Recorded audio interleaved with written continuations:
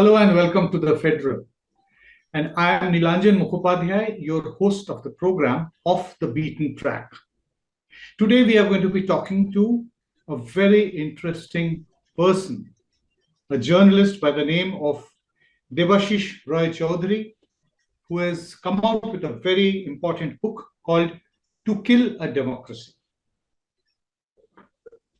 Roy Chowdhury is based out of Hong Kong, and after having spent several years working for the South China Morning Post, in 2019, during the Lok Sabha elections, he started working on this very important book. There's, of course, a co-author, John Keane, who's a political scientist, very eminent one from Australia. Debashish is currently traveling through India as part of talking about his book. We have been tracking the news and controversies related to the book. A very short, To Kill a Democracy is actually mirrored on Harper Lee's classic, To Kill a Mockingbird. We'll talk about Debashish at length when we talk about that. Debashish has lived outside India for a long time, but he is very much a homegrown person in the sense that he grew out of newsrooms of Indian newspapers, very much a Calcutta person, and he refers to it in the book as to how, in his growing up years, the kind of political repression that he was witnessing at that time, the quality of democracy at that time. Now, Debashish, first of all, welcome to the program, and thank you very much for being part of this very important discussion. Let me begin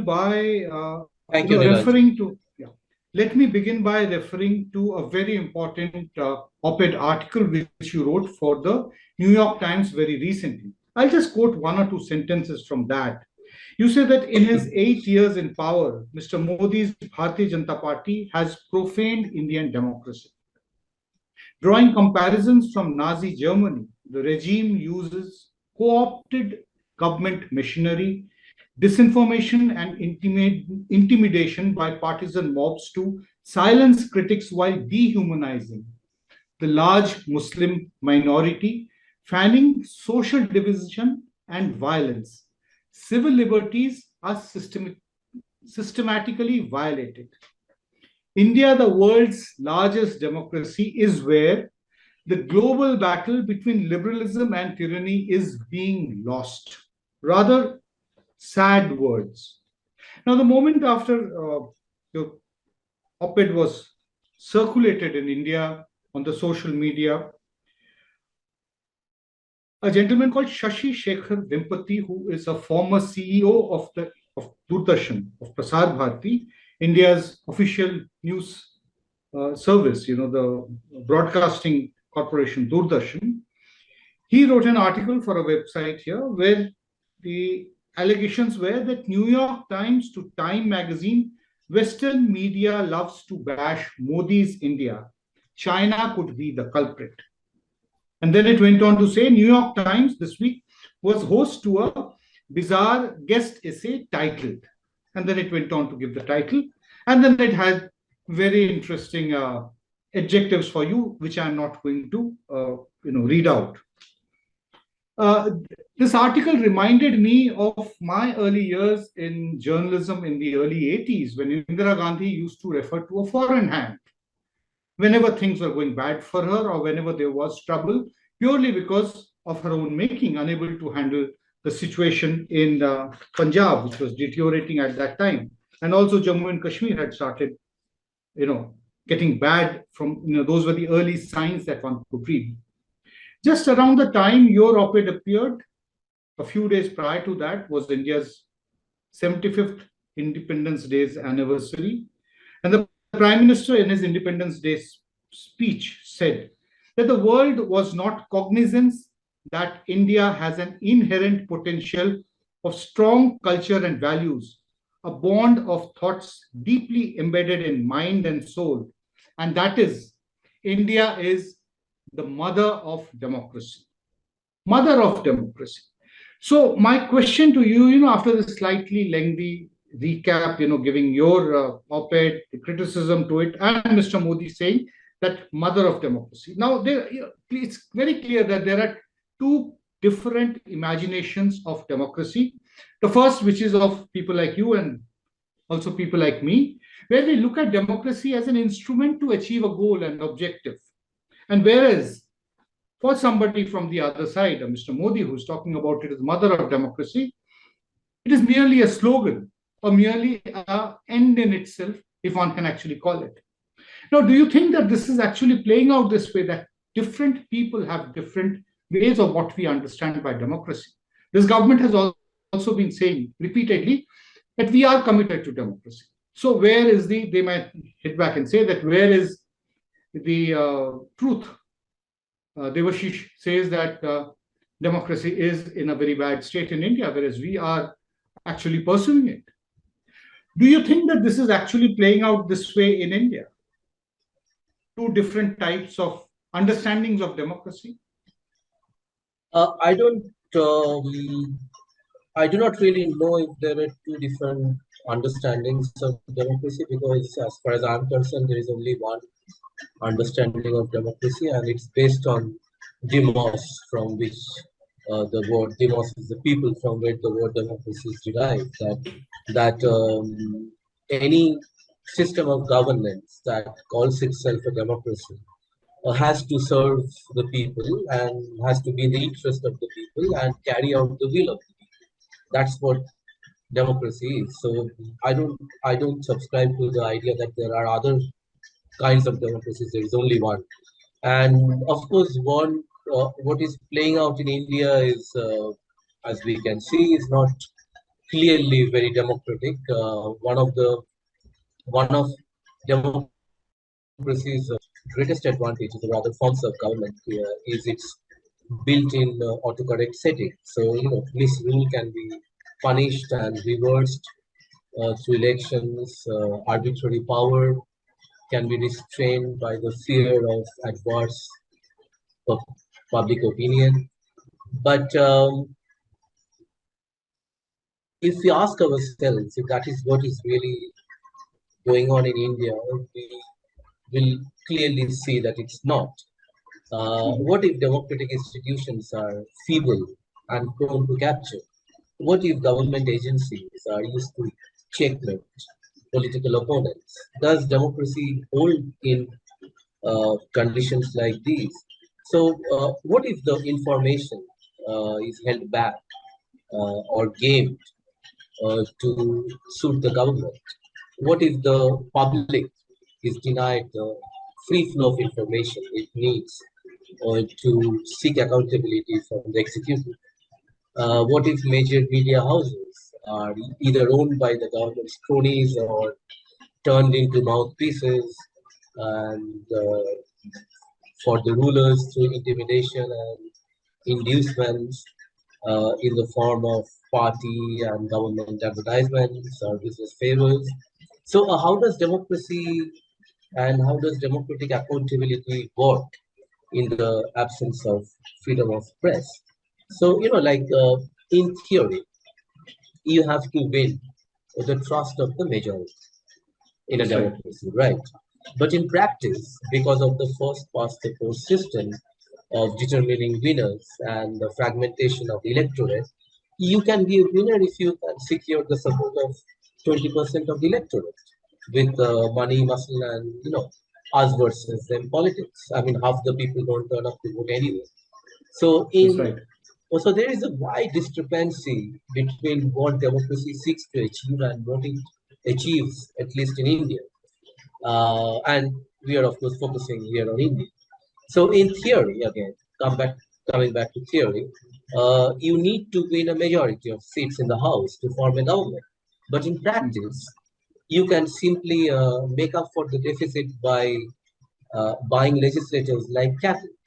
Like, if I'm not mistaken, in 6 states that the BJP rules now, it did not really win the mandate of the people. It just bought enough MLAs to form government there. So, again, in theory, coming to representation, this whole idea of representative democracy, coming to representation in theory, anybody can contest, right? But in practice, you stand a far better chance if you have pots of money, and a private army. So these are things that we see in our everyday life, and we have to seriously ask ourselves if we will really living in a democracy. And most importantly, I think, which this is a point which does not is not discussed enough in discourses on democracy, is that democracy is uh, is a principle which is built on the idea of equality in a That's right. society which is as unequal as ours and untempered by uh, meaningful state intervention. In a society like that, can you really talk about equality of vote? I mean, the top 1% of the population holds more wealth than 4 times more wealth than the bottom 70% of the population. That's right. In a country like that, in an atmosphere like that, in a society like that, can we ever talk about equality of vote? Because equality of vote is turned into a farce amid such inequality. Really. You were referring to some of the states as saying that the BJP is in power, but they were actually not voted in a large number of states. There have been studies which suggest that almost 45% of the legislators who were elected over the last few years were originally not elected as members of the BJP, but as members of another party, and then they crossed over. So there is a point in what you were saying that this has been going on. And in fact, the chief minister of Delhi very dramatically made a calculation saying that if rupees 20 crore were spent and then came up on buying every legislator, then a certain amount of a huge amount of money was actually spent in acquiring majorities by non-democratic means, purely by money power. Now, this brings us to an important point, something which you also make in the book, that it is not that everything has happened only after 2014. We know that this regime since 2014 has argued and built a case that nothing good in India happened prior to Mr. Modi becoming the prime minister, and that everything good that has happened is only after 2014. Likewise, it's also important for us to accept that in 2014, India was not a perfect system, that there is actually even the question of moving from one party to another. Loosely, the word defection is used. This has been going on at least till from the late 1960s onwards, when we had that famous phrase in Indian politics, Ayaram, Gayaram. That's the time when it actually started. So you had defections being a very regular part of Indian democracy right from the late 1960s. In the mid 1980s, the Rajiv Gandhi government brought in the anti-defection law. Was a very imperfect legislation which veteran political leaders like Madhu Limay warned us journalists that this is possibly the worst thing that could have happened. In time, in about 3.5 decades, we understand that yes, that reading was absolutely correct. Much more organized defection is possible now. So, I would want to hear from you the central argument in your book, which you also made in your op-ed, to which I referred to, is that it is not that Mr. Modi is the one person to be blamed for everything that is wrong. So, what are the major fault lines of democracy in various areas? You talked about the disparity of the economic power, the purchasing power of people, the 1% and the 70% of India's poor. Which are the other areas where you see so much of starkness, which has preceded even 2014, possibly become So, worse than then? yeah, so our book is largely divided. You can divide it into two sections. One is where what we call the social foundations of democracy, where we talk about the social inequality and we look at inequality in terms of even the most basic of things like access to air, for example. That's right. You know, air. You live in Delhi, and you go to any government office, you will see air purifiers. You go to rich people's homes these days, you see air purifiers. If you are a man of means, you go to office in your air-conditioned cab or your car. You go to an air-conditioned office with air purifiers. Then at the end of it, you come back home again in your air-conditioned car, and then you come back home. Maybe you're home with an air purifier. So this air that you have breathed all day is completely different from the air that a man who uses maybe an auto to go to work to or spends most of the time outdoors inhale. So if your democracy cannot even ensure the same kind of air for everyone, what kind of equality are we talking about here? Even And water. yes, so we have talked about air, water. Of course, there is healthcare, education. In terms of healthcare, most people don't know this, but according to the Lancet Burden of Disease studies in 2016 at least, India ranked behind Yemen and North Korea in terms of access and quality of healthcare. So, so you treat um, our votes as equal, but our bodies are vastly unequal. Now, this is the kind of system which delegitimizes the institutions, the governing institutions.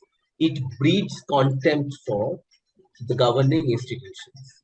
So people begin to lose faith in governing institutions. Like I will tell you an interesting story. Like when I came to Delhi, like when I was traveling all over India for my research, and I was meeting different democracy experts who were telling me what kind of progress India had made in terms of democracy, what kind of backsliding was happening now, and all of that, the final nitty-gritty of democracy in India. And after these conversations, when I come out and I take an auto or a cab and I start talking to the driver and I ask him after him, his village, his life in Delhi Mhm. or Bangalore, wherever. And then he asks me back, and it's always he always asks me, like, so what are you doing here, etc. And the Yes. moment and the moment I tell him that I am researching on democracy in India, they laugh. They say that, seriously, I mean, Where what is is there to, democracy? yeah, what is there to research about? Why are you wasting your time? Stuff like that. So these people instinctively know that there is a serious problem with our democracy, which we often tend to live in Yes. denial, which we do not want to face, and this has been going on for a long time. So, apart from this years-long trust deficit that has been created in our institutions, bear in mind, are structurally very vulnerable to capture because though we came up with a brilliant progressive constitution. Our entire the governing structure was copied directly from the British structure, That's right. and and it was partly because of the situation that prevailed in India at the time, a civil war. Um, uh, We went through the cla- partition. The trauma of yeah, partition was there. yeah, so the climate of civil war, a country which had not been completely stitched together, there were all these All kinds tensions. of. So yeah, so there was a very strong centrist constitution, and and many of these key institutions were never really adapted to the needs of democratic polity. One uh, very good example is police and all the law Right. enforcement agencies like Machinery entirely. yeah, like the ED, or if you go to the state level, the CID. In the center, you have CBI. So like in most democracies, all these institutions, these are not answerable only to the government. These are answerable to a multi-partisan or a Right. bipartisan panel. So, but here in the states, if you whoever is in charge of the state or can use the police force as his private army, which is why you will notice that most chief ministers also keep the home portfolio. The reason is they can That's right. control the police. So Also, our institutions are prone to capture. Very well, And are prone to capture. are Now, prone to capture. can I ask you at this stage that did this weakness in our system, the weak nature of our democracy, did it in any way prove to be a very fertile ground for takeover by a Hindu majoritarian idea, and, Of and a course, very naturally. divisive ideology? Yeah. So one thing at the level of institutions, if you have institutions which are prone to capture and which have a long precedence of capture, uh, uh, it's hardly surprising that it's being captured again, right? And well, the only difference is that this capture is tinged with ideology. So Right. maybe it's different from the other captures that we have seen in the past. And the social foundations part of it is that because of this long history of social degradation, people have grown wary. People have, like you constantly hear, "Ke 60 saal mein hua kya hai," Right. etc. So there is a lot of anger about what India could have been. That why we ended up like this. Also, that also feeds into popular resentment that drives people to a demagogue-like figure. So, Like, so here do is a you man who will fix something.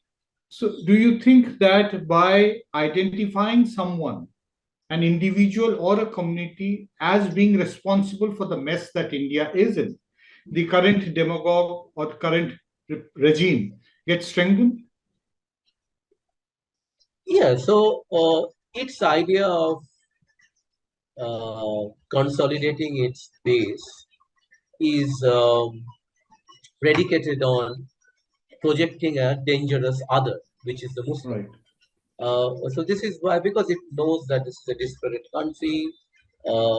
Me and you are both Hindus. Actually, we are both Bengalis, but because you grew up outside Bengal, we are very different kind of Hindus. Right.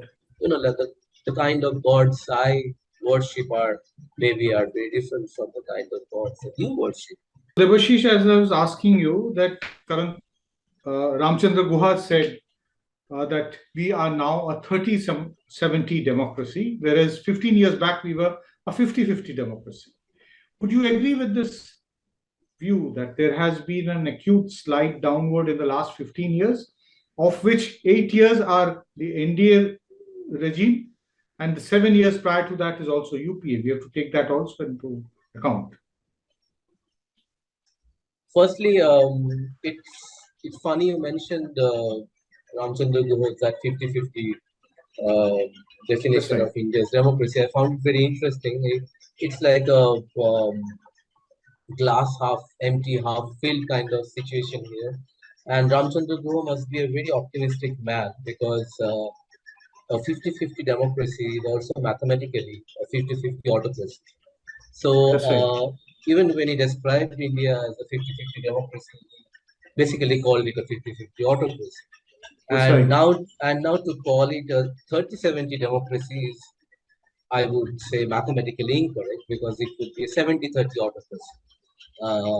So, but yeah, I, whether it has become worse or not, yes, of course, in the sense that, please let me explain here, is one thing that we have tried to argue in the book is that because the institutions are prone to capture, whenever there have been legislative dominance by any party, Hmm. whether at the center or in the states, you will have one party uh, virtually controlling. So you will have a situation of what we call electoral autocracy, elective despotism. That's right. That the party will that there will be a set of people who will control the party, they will control the legislature, they will control the executive. So also they can operate fairly. So the checks and balances that we think there are, they don't work that well in situations like that. Now, in the Let me also add to the things, possibly also very deeply influence the judiciary. Yes, the judiciary too.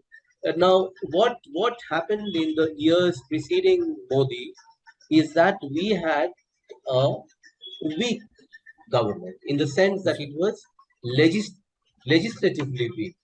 So so it looked very democratic because it did not have the numbers to capture. That's right. Uh, we compared that, when we compared that with Modi, it looks very stark. But if you compare Modi's years with those of Indira Gandhi's or Rajiv Gandhi's, where they had the Right. numerical strength to Absolutely. control all institutions, then you might want to introduce a no sense of nuance into the argument. A. Right. B. What is different in the Modi years is that, of course, institutions, capture of institutions, degradation of the social life, degradation of institutions, these are constants, as we have tried to capture in our book, constant in the continuum of the democratic decline of India.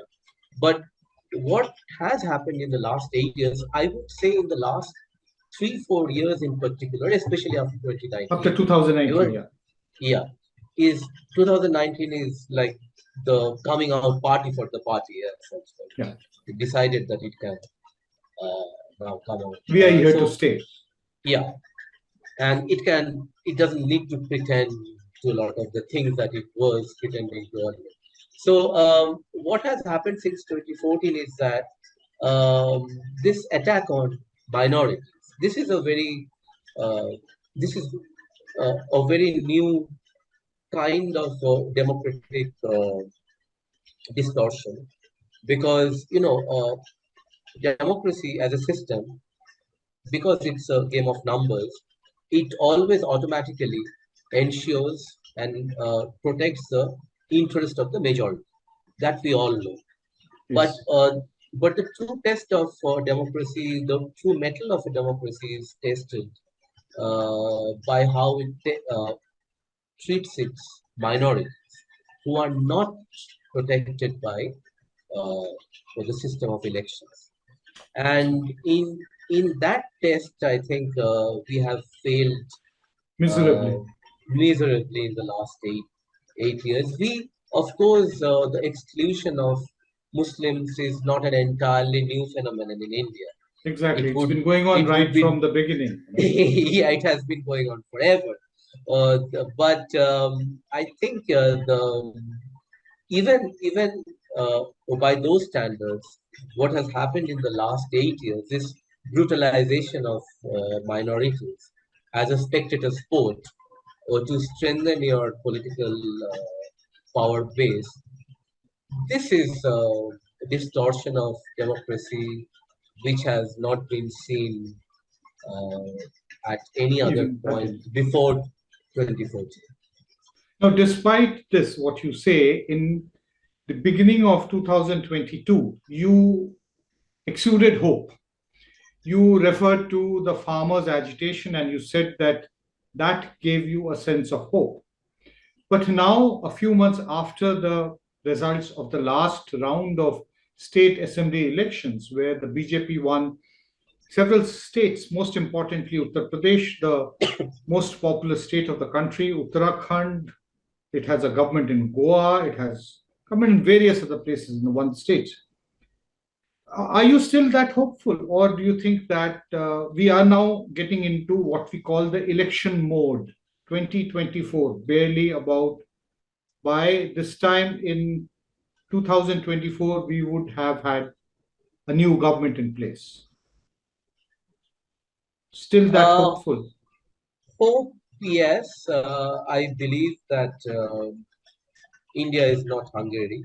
As you know, in Hungary, it went from a perfectly democratic, more or less a democratic state, from um, to becoming a semi-autocratic state in a span of less than 10 years. I think India's huge diversity militates against any monolithic projection of power. And also bear in mind that political protests are a part of our DNA. The decades-long freedom movement inculcated the spirit of challenging arbitrary power. So any regime that thinks that it will be easy to cow down the people for long is gravely mistaken, as Indira Gandhi found out. And 7 decades of vibrant politics, protests, um, million political movements for rights and constitutionality, and instruments of judicial redressal such as PIL, etc. These all have These are worked to, instruments. yeah, so these have sharpened our democratic instinct. So yes, there is a lot of hope, and India has shown in the past that it has tremendous ability to heal itself after autocratic bouts, such as after the emergency. We have seen that we can pull ourselves back from the abyss. Um, so yeah, there is hope, and one thing I would like to point out here is, I don't know how much time we have, Nilanjan, Yes, is no, that, definitely. Please carry on. I think there is this idea that a BJP vote or a BJP win is a win for uh, the Hinduification of the state, which I do not subscribe to this idea at all. That's right. A BJP won 34% of the vote cast in 2014. So this is like almost about one third. In 2019, with all the war hysteria and everything, it still won about 37% of the vote, which is 37%, another out. 5% along with its allies. Yeah. So But BJP now won they have about, fewer allies now. you know, fewer allies, and so it won. So I'm concentrating only on the BJP figures, the Yes. numbers. 37, just about a bit more than the, uh, a bit more than one third. So with all the war hysteria and all that, right? So a large part of the Indian population is still not, I don't think, is very uh, Ideologically with the into BJP. in with the BJP. And even every vote cast for the BJP is not a vote for Hinduification of the state. Every BJP voter is not exercised by the idea of brutalizing and menacing Muslims. Uh, Okay. in many BJP voters, many people vote for BJP only because there is no other secular alternative. I will give you a very small example. I'll give you the example of the state that I come from, which is Bengal. Bengal. In Bengal, BJP barely ever existed, right? That's Now suddenly in 2019, I'm sorry, in the last election start was 29, 2021. 29, 20, 21 was the assembly elections yeah, when they yeah. So in 2021, it focused on Bengal, and it started buying up a lot of TMC, MLAs, and leaders and all that. And it created a wave where it seemed like, like BJP was going to come to a had a majority. real, had a real shot at power. But then it ended up with 77 seats. And remember, it only had 3 seats in the election, in the last assembly election. That's So true. it from 3, it went up to 77. And so now that the TMC is, so what happened is that people who were against Mamata did not approve of Mamata Banerjee's politics or governance. They did not want to waste their vote, so they voted for the BJP. It's not because all of them uh, are are scared of Muslims or want a Hindu Rashtra. None of that. Some are, but not all are. So here again, you see this example, and now that Mamata Banerjee's government is under serious threat because of the series of scams that has come to light. If you press your ear to the ground in Bengal, you will see tremendous public anger against the government because of all the scandals, the theft, That's right. or the scams. And people are talking about a real possibility of BJP coming to power next time because, BJP is the only one who occupies the opposition space in Bengal. At the So moment, the yes. yeah. So in the next election, if people are so frustrated by Mamata Banerjee, and they think that only a vote for the BJP Is going to contain her, then they may is opt going to for the contain her, BJP. and also rather than waste their vote on the Congress and the CPM, they're going to vote for the BJP. And then when the BJP wins, the analysts here the headline writers in Delhi will write, I'm sure, headlines like Saffron Wave in Bengal, Hindutva reaches Bengal. Actually, it's not. It's just that people were looking for a alternative to a secular government, and they couldn't find any, so they all went to BJP. That's right. So like that itself is a source of hope for me. So basically, what you are saying, that your hope comes from the fact that not everyone who is voting for the BJP is actually voting for what is popularly called the BJP agenda of Hindutva, of anti-Muslim platform, Not at all. demonizing all other religious minorities, including Christians. That is not where the BJP vote, 100% of the vote is coming for, but also looks at it from a historical perspective. Yes, of course, problems have sharpened from 2014 onward, but then there's a long way ahead also. Thank you very much once again, Debashish. Thank you, Nilanjan, for having me.